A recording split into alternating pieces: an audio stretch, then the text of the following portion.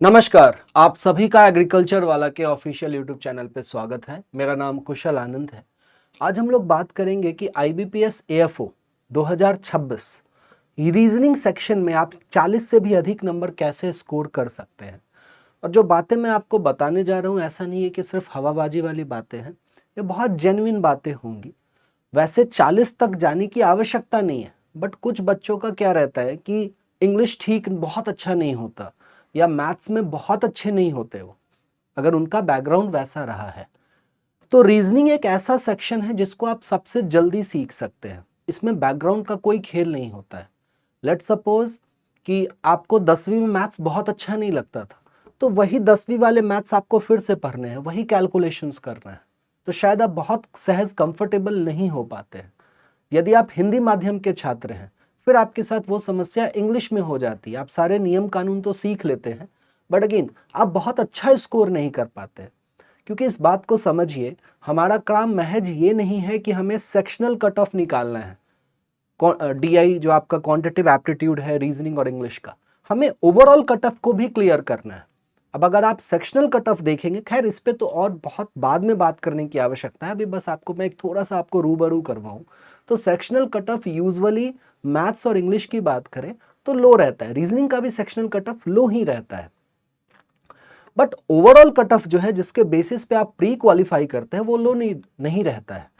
तो कोई ना कोई एक ऐसा सेक्शन होना चाहिए जिसमें आप मैक्सिमम स्कोर करें, सो दैट आप इंडिविजुअल सब्जेक्ट्स के सेक्शनल कट ऑफ क्लियर करने के बाद भी, यदि आपका इंग्लिश में और मैथ्स में कम नंबर है, तो रीजनिंग में एक ऐसा सेक्शन जिसमें आप 35, 40, 45 नंबर स्कोर कर सकते हैं, यदि आपका उतना कमांड हो तो।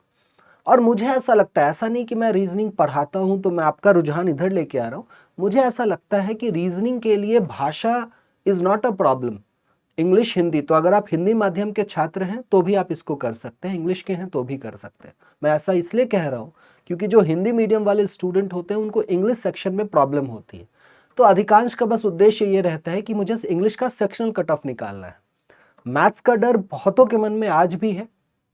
10वीं तक अगर आपको मैथ्स पसंद नहीं आया, उसके बाद भी अगर आप मैथ्स से नहीं जुड़े रहे, तो आपको वही 10वीं वाली प्रॉफिट एंड लॉस, ये सारी चीजें पढ़नी होती है, और उनका एप्लीकेशन डाटा इंटरप्रिटेशन में होता है, जो कि इंटायरली कैलकुलेशन बेस्ड है। अब क्योंकि हमारा डर उसमें इतना ज्यादा है कि हम कर नहीं पाते, क्योंकि इंग्लिश और मैथ्स को हमने पहले देखा है, अब देख रखा है, डर है तो है। बट रीजनिंग को हमने कभी नहीं देखा है। तो रीजनिंग एक स्यूडो सब्जेक्ट है, हमें डायरेक्टली कभी रीजनिंग नहीं पढ़ाया गया, बट हर जगह रीजनिंग लगती है। तो इसीलिए एक ऐसा सेक्शन है जिसमें आप 40 से भी ज्यादा नंबर स्कोर कर सकते हैं, अगर आप मैथ्स और इंग्लिश में उतने अच्छे नहीं हैं तो। नहीं, अगर आपका वो सेक्शन भी अच्छा है तो फिर इसमें 40 लाने की वैसे आवश्यकता भी नहीं है। तो हम हर चीज को कवर करेंगे आज के सेशन में। थोड़ा सा एग्जामिनेशन पैटर्न पे हम बात करें तो रीजनिंग से आपको 50 क्वेश्चंस मिलते हैं, जिसके लिए आपको 50 नंबर के होते हैं, और 40 मिनट का ड्यूरेशन होता है। ठीक ठाक ड्यूरेशन है, मैं नहीं कहूंगा बहुत अच्छा है या बहुत खराब है, ठीक ठाक ड्यूरेशन है। इंग्लिश लैंग्वेज अगेन 50 क्वेश्चन, आधा नंबर का होता है, 25 मार्क्स, 40 मिनट मिलते हैं। तो आपके यूजुअली 40 मिनट लगते नहीं है, बच जाते हैं। Again quantitative aptitude 50 question, 50 number और 40 मिनट, तो टोटल 150 सवाल आपके होते हैं, 125 नंबर और 120 मिनट, यानी कि 2 घंटा आपको मिल रहा होता है। आज हम लोग रीजनिंग सेक्शन पे बात करते हैं। तो ये कुछ सिलेबस है जो आईबीपीएस हर बार अपने नोटिफिकेशन में डालता है। Coding, decoding, input output, alpha numeric series, sitting arrangement puzzle, inequalities, blood relation, syllogism, order ranking, data sufficiency, direction distance, verbal and non verbal reasoning, कुछ इतना सा नोटिफिकेशन में चीजें रहती हैं। अब इसमें सबसे इंपॉर्टेंट हिस्सा क्या है, जो अभी तक 2025 के ट्रेंड तक को देखा गया, तो सबसे मेजर इंपॉर्टेंट हिस्सा आपका ये दोनों है। यहां से तकरीबन आपको 15 से 20 सवाल मिल जाते हैं, 15 से 20 सवाल मिल जाते हैं, ठीक है। देन ये बहुत ही एक इजी हिस्सा और इंपॉर्टेंट हिस्सा है। ये इजी होने के साथ साथ ये इंपॉर्टेंट भी है, मैं इसको इजी लिख रहा हूं यहां पे। यहां से आपको तकरीबन 4 या 5 सवाल देखने को मिलते हैं। देन अगेन सिलोजिज्म, ये कुछ फिक्स्ड क्वेश्चन है जहां से ठीक ठाक सेट ऑफ क्वेश्चंस मिल जाते हैं। जैसे सिलोजिज्म से भी आपको 3 या 4 सवाल देखने को मिलेंगे। जो सब पार्ट्स हैं, जैसे कि ब्लड रिलेशन से निश्चित आपको क्वेश्चंस देखने को मिलेगा और आपको सीखना चाहिए क्योंकि इसका यूज कहीं ना कहीं सिटिंग और पजल में हो जाता है कभी कभी। देन अगेन डाटा सफिशिएंसी अभी के टाइम के लिए इंपॉर्टेंट है, 2 से 3 सवाल आपको देखने को मिलते हैं। और डाटा सफिशिएंसी एक ऐसा चैप्टर है जो आपको पूरे रीजनिंग का रिवीजन करवाता है। ये आपको क्वांटिटेटिव एप्टीट्यूड में भी देखने को मिलता है, बट दोनों में डिफरेंस है। यहाँ की डाटा सफिशिएंसी में रीजनिंग के टॉपिक्स आपको देखने को मिलते हैं और क्वांटिटेटिव एप्टीट्यूड में मैथ्स वाले जो टॉपिक होते हैं वो देखने को मिलते हैं। अगेन डायरेक्शन डिस्टेंस पे क्वेश्चंस फिक्स्ड होते हैं, अल्फा न्यूमेरिक सीरीज पे क्वेश्चंस फिक्स्ड होते हैं। 2025 की मैं बात करूं तो वहां इनपुट आउटपुट से भी क्वेश्चन आया था। देन अगेन डायरेक्शन डिस्टेंस से भी क्वेश्चन आया था। वर्बल नॉन वर्बल रीजनिंग क्या होता है? नॉन वर्बल होता है फिगर बेस्ड क्वेश्चंस जो हमारे एग्जामिनेशन में बहुत सालों से नहीं देखे जाते हैं, तो अगर आप उसको छोड़ भी दे तो चलेगा। वर्बल रीजनिंग में जैसे लॉजिकल रीजनिंग, जिसको आप क्रिटिकल रीजनिंग भी कहते हैं, स्टेटमेंट बेस्ड क्वेश्चंस, जिसके लिए आपकी भाषा की समझ अच्छी होनी चाहिए।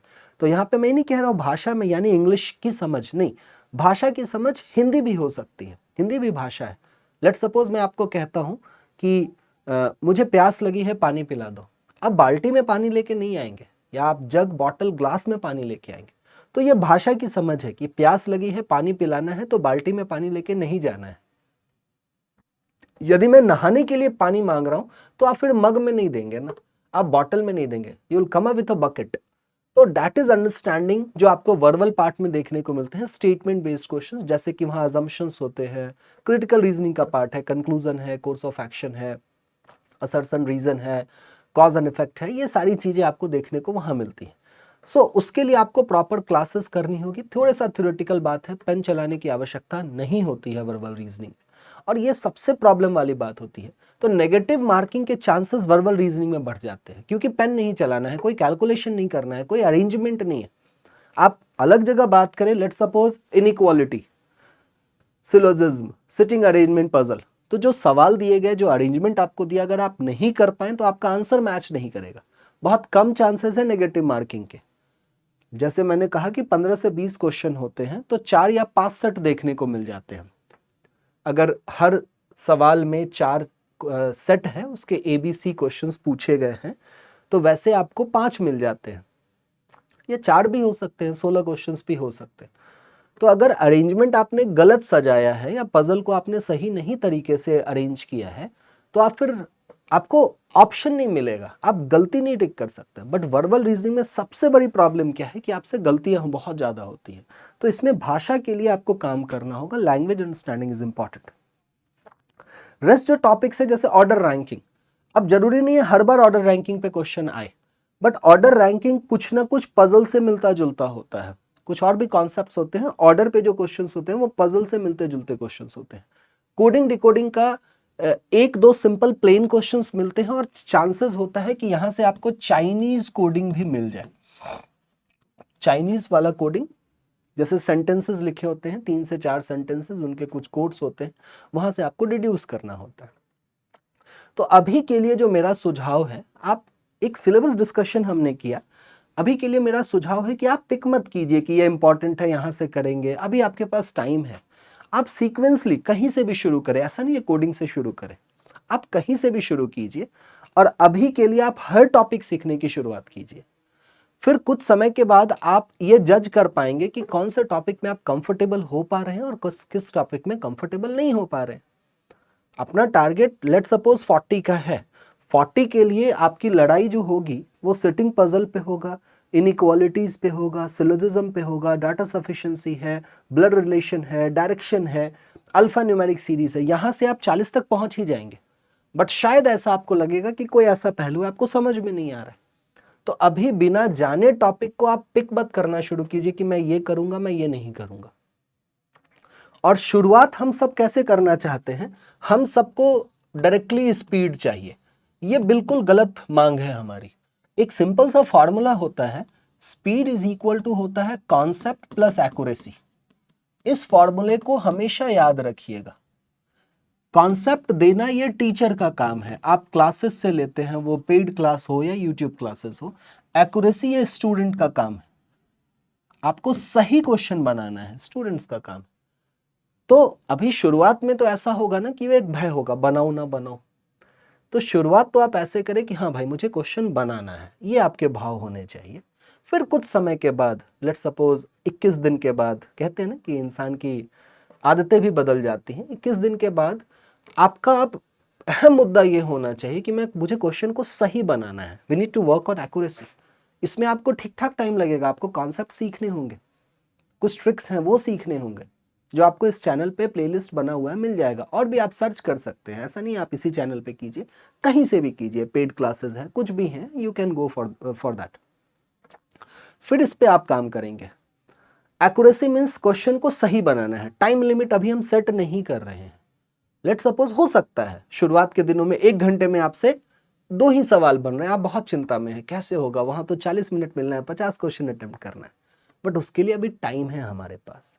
And you won't believe, take my words, अगर आपने टीचर का हेल्प लेकर के कॉन्सेप्ट क्लियर किया, आपने एक्यूरेसी पे ध्यान दिया, ये अपने आप डेवलप हो जाएगा। दिस स्पीड पार्ट खुद ब खुद डेवलप होता है। आप और हम इसको डेवलप नहीं कर सकते, इस बात को समझिए। आपको क्लासेस में बेवकूफ नहीं बनना है कि ऐसा जादू चल जाएगा। वो सेलेक्टिव क्वेश्चंस होते हैं, कुछ जगह पे प्रॉपर ट्रिक चल जाते हैं, बट महज वो सीख करके आपका क्लियर हो जाए पेपर या 40 नंबर ले आए, वो डिफिकल्ट सा सिचुएशन होता है। So do not just work on speed, work on concept and accuracy for the initial days, and with time you will see that the speed has gradually increased. ऐसे increase नहीं करेगा कि एक बार में ऐसे इंक्रीज हो गया, नहीं होगा। It will take time. शुरुआत के कुछ दिन बड़े बोरिंग हो सकते हैं, आप बड़े नीरस से फील करेंगे, बहुत डिमोटिवेशन होगा, बन नहीं रहा है, इरिटेशन होगा, चिढ़ आएगा टीचर पे, आप टीचर बदलेंगे, that's completely your choice, your right, आप बिल्कुल कर सकते हैं। आपका काम जहां से हो जाए, आपको वहां से सीखना शुरू करना है। So this is how you can start with reasoning. एक एक टॉपिक से शुरू कीजिए, टाइम दीजिए 1 से 2 दिन का टॉपिक को सीखने पे।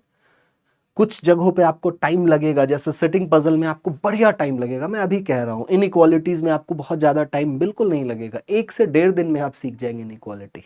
सिलोजिज्म के कुछ कॉन्सेप्ट्स हैं, कुछ ट्रिक्स हैं, उनको सीखने में आपको टाइम लगेगा।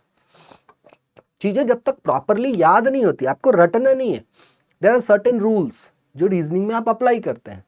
तो ऐसा भी नहीं है कि आप नोट्स बना करके पहले उन रूल्स को याद करें, बचपन की तरह की पहाड़ा याद कर रहे हैं और फिर जा करके अप्लाई करिए, पॉसिबल नहीं है। We understand when we apply, start applying. सोचिए ना, हमारे घर परिवार में हमें बहुत सारे नियम कानून सिखाए जाते हैं, ऐसा करना है, ऐसा नहीं करना है, माता पिताजी सिखाते हैं। क्या हम उनकी सारी बातें मानते हैं? नहीं मानते। हम जब खुद से करके देखते हैं, प्रॉब्लम आता है, फिर हम सीख जाते हैं कि अच्छा ऐसा नहीं करना था, ऐसा किया कोई प्रॉब्लम नहीं आया, फिर ऐसा करना शुरू कर देते हैं। सो वो शुरुआत के दिनों में परेशानियां आएंगी, आपको थोड़ा अडिग रहना है, प्रयास करते रहना है, पेशेंस रखना है। Patience is very important. आपके पास बढ़िया टाइम है अभी, और मैं बार बार क्यों जोर दे रहा हूं, क्योंकि ये चीजें आपने पहले कभी नहीं पढ़ी है। तो इंग्लिश और मैथ्स वाली डर नहीं है यहाँ पे, कैसा होगा, अंडरस्टैंडिंग माई पॉइंट। आप सबको अपना कॉमन सेंस यूज करना है, and that is what can be done in the classes. उसको हम डेवलप कर सकते हैं। अब देखिए, आईक्यू को हम बहुत ज्यादा नहीं बढ़ा सकते हैं, बट समझदारी को तो बढ़ा सकते हैं ना। और ये रीजनिंग की पूरी चीजें जो है समझदारी पे बेस्ड है। लेट्स सपोज ब्लड रिलेशन, क्या इसका इस्तेमाल हम डेली नहीं करते हैं अपने घर में, मम्मी पापा बहन भाई। Direction, again we use it daily, घर से निकलते ही कुछ दूर चलते ही डेली यूज हो रहा होता है। Sitting arrangement puzzle, sitting arrangement का भी यूज कर रहे होते हैं। भाई तुम 4 सीट उधर बैठो, मूवीज देखने जाते हैं, तो पजल में मैं कोका कोला नहीं पीऊंगा, वो फैंटा पिएगा, वो थम्स अप पिएगा, ये सारी चीजें। So somewhere we are using, understanding my point. So with time this can be developed. इसके लिए परेशान नहीं होना है, पेशेंस रखिए, सीखना शुरू कीजिए। एक एक पॉइंट से यूट्यूब का हेल्प ले लीजिए, पेड क्लासेस का हेल्प ले लीजिए, आपकी चॉइस। और शुरुआत के समय में थोड़ा सा आपको लगेगा कि नहीं हो पा रहा है, नहीं समझ में आ रहा है, सो आप टीचर बदल के देख लीजिए, गेटिंग माई पॉइंट।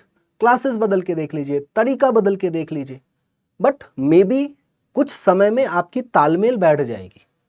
और नया चीज है, हर नए चीज को सीखने में थोड़ा वक्त तो लगता है, क्योंकि आप बहुत बेसिक से सीखेंगे चीजों को, कभी अप्लाई नहीं किया, तो इसकी अच्छाई भी है और बुराई भी है।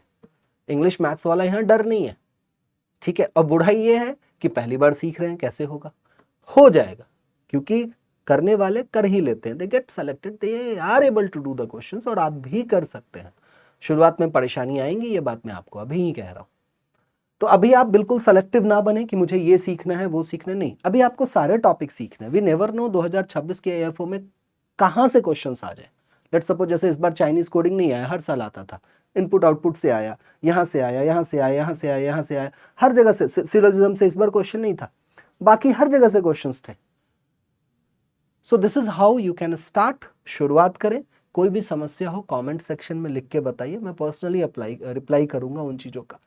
और शुरुआत ही डिफिकल्ट है and with time it is very obvious कि हम कर लेंगे। ये सबसे अच्छी बात होती है कि एक इंसान हर चीज़ कर लेता है, थोड़ा वक्त जरूर लग जाता है, थोड़ी परेशानियां जरूर होती हैं। So that would be all for today. I expect this video was useful. Do let me know any of the problem you have. कुछ comment हो comment section में लिखिए. I would be applying that. So that would be all for today. Stay blessed. Over and out.